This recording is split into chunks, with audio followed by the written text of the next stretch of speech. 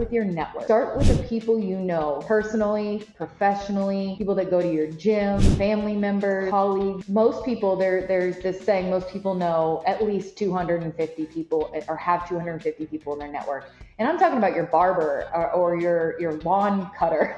Tell them what you're doing in a way that would get them excited about wanting to spread that word. And not asking them to be a salesperson or, but just saying like, hey, if you hear of anybody or know of anyone that is ready to get fit or lose, 10 pounds of baby weight or whatever it is, just mention my name. Start leveraging something that you can create internally, whether it's client testimonials and review, video testimonials, whether it's you're really great on camera or you have a really good presence on video, like you've got a podcast, some kind of an audio, where you're educating and informing and letting people get to know you.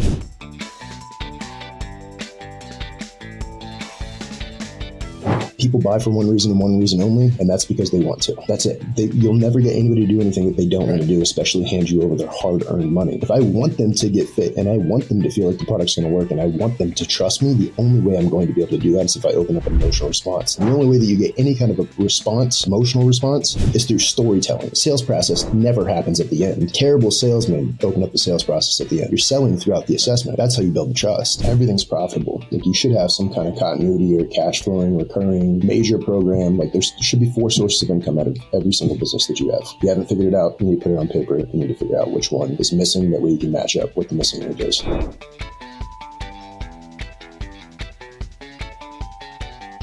Follow-up is 90% of sales. If you don't follow up, everything we just talked about on this call, you're done. Do not be an influencer. It doesn't work anymore. And you're actually going to commoditize yourself. You'll never be able to raise your prices. You'll never book sales calls, and you'll never build a personal brand because you're a robot, okay? So don't do that. Become an expert. So what an expert does is they get really good at one thing, whether it's metabolism, whether it's, hormones, whether it's some kind of unique mechanism that they develop themselves. You want to build a real business, sell what other people are not selling, human connection, because in a world full of automation and ChatGPT, again, that's what people are missing, right?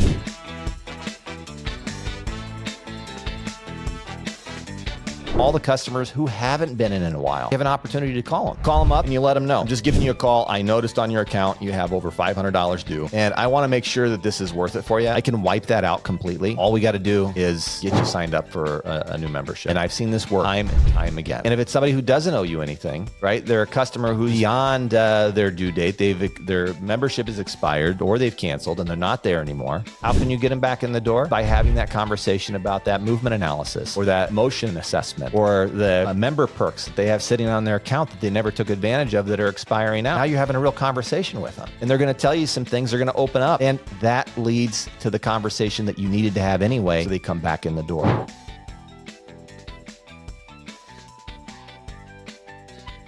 Always want to present more value than I take in return. When you have that kind of help first mentality, that's really powerful. It's a really good way to build positive relationships within your community and really go out and build relationships. Know other business owners. If I talk to another business owner, if I'm at a coffee shop, like, hey, who owns this place, right? Oh, Steve over there. Oh, Steve, I want to meet Steve. Steve, how can I help you, man? Maybe drop off some information at my gym. I'll see if we can give some people some, send them your way.